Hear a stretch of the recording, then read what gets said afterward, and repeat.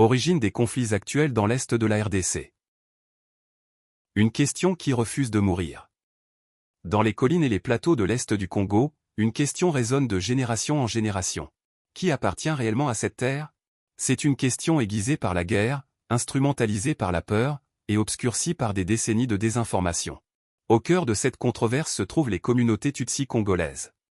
Souvent présentées comme étrangères, arrivées récemment, ou comme des instruments politiques. Pourtant, l'histoire, lorsqu'on la déroule patiemment, révèle une vérité bien plus complexe et dérangeante. Ce documentaire ne cherche pas à redessiner des frontières. Il cherche à restaurer la mémoire. La grande confusion.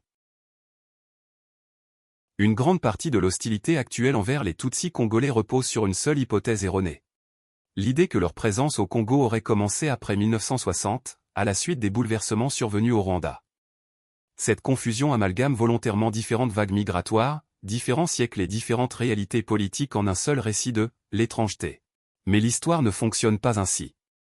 Bien avant les frontières coloniales, bien avant l'existence de l'État congolais, deux communautés tutsis distinctes étaient déjà enracinées sur le territoire de l'actuelle RDC. Les Banyamulanges du Sud Kivu.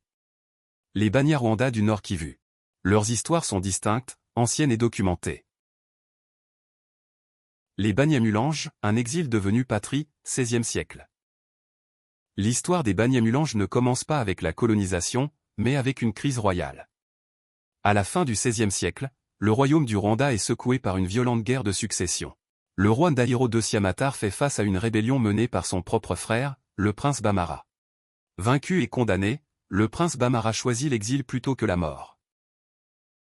Entre 1576 et 1592, il quitte le Rwanda avec sa cour environ 50 familles et se dirige vers l'ouest à travers la plaine de la Ruzizi, jusqu'au plateau d'Itombwe. Là, en altitude, l'histoire marque une pause. Ce qui commence comme un exil devient une installation durable. Avec le temps, ce noyau est rejoint par d'autres populations pastorales de la région. Dans une Afrique centrale précoloniale où les frontières n'existaient pas. Du Rwanda, du Burundi, et même des peuples bas de l'actuelle Tanzanie, une nouvelle communauté prend forme. Les siècles passent. Leur langue, le Kinyarwanda, évolue. Leurs coutumes s'adaptent à la montagne. Leur identité ne devient ni rwandaise, ni burundaise mais congolaise, forgée bien avant que le Congo n'ait un nom. Ils seront plus tard appelés les Banyamulanges. Banyamulenge bazali bakongolais. Totika koyinana katina biso. Bavanda des générations et des générations.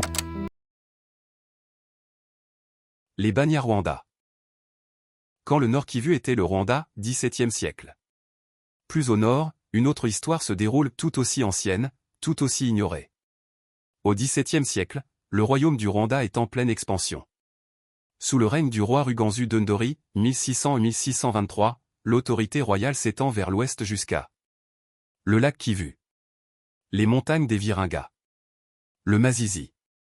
Ces territoires aujourd'hui situés au cœur du Nord Kivu faisaient alors partie intégrante de la monarchie rwandaise.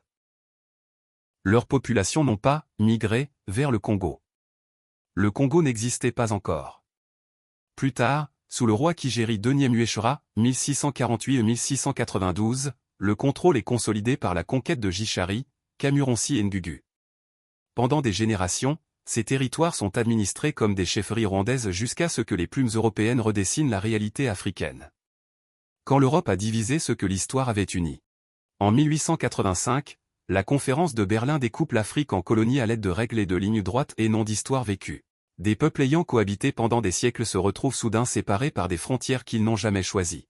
En 1910, des ajustements administratifs placent plusieurs chefferies rwandaises sous l'autorité du Congo belge. Du jour au lendemain, les populations ne bougent pas mais leur nationalité change sur le papier. C'est là la violence silencieuse du colonialisme. Des frontières qui transforment des autochtones en étrangers sans qu'ils aient traversé une seule rivière. Un jeune pays, des peuples anciens. La République démocratique du Congo, telle que nous la connaissons aujourd'hui, est une création récente à peine 114 ans depuis la fixation définitive de ses frontières. C'est une mosaïque de royaumes anciens, chefferies indépendantes, peuples distincts, forcés dans une seule entité politique sans considération pour la continuité ethnique, historique ou culturelle. Qualifier les Tutsis congolais d'étrangers n'est donc pas une opinion politique. C'est une erreur historique. Leur racine au Congo précède la colonisation. Elle précède l'État congolais lui-même.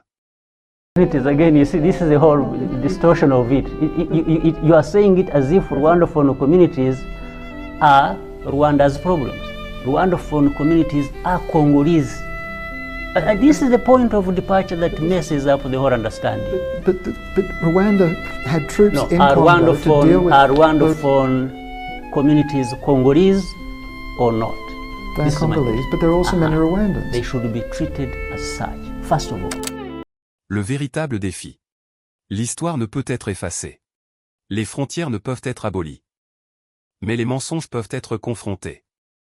Le véritable défi du Congo n'est pas l'origine de ces peuples, mais l'avenir qu'il choisit pour eux. Une nation stable ne se construit pas sur l'exclusion. Elle se construit sur la reconnaissance, la justice et un sentiment d'appartenance partagé.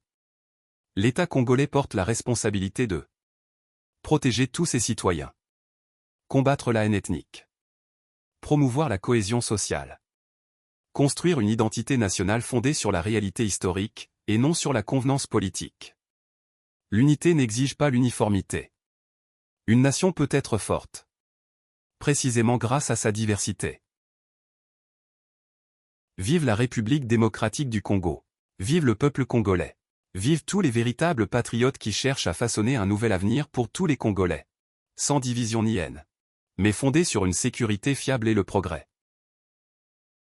La République du Congo a été proclamée et notre cher pays est maintenant entre les mains de ses propres enfants.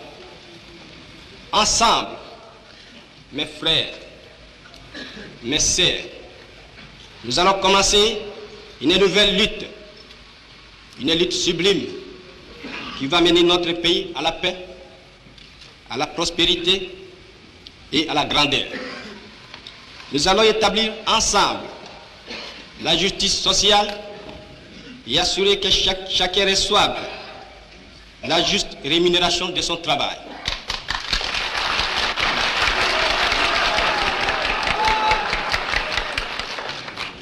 Nous allons montrer au monde ce que peut faire l'homme noir quand il travaille dans la liberté. Et nous allons faire du Congo le centre de rayonnement de l'Afrique tout entière.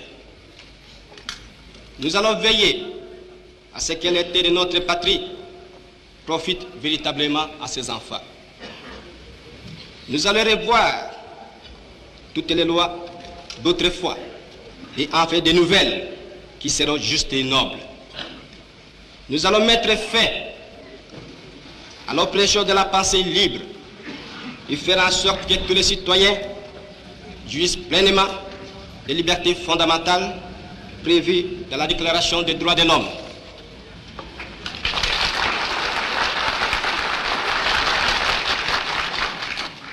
Nous allons supprimer efficacement toute discrimination, quelle qu'elle soit, et donner à chacun la juste place que lui vaudra sa dignité humaine, son travail et son dévouement au pays.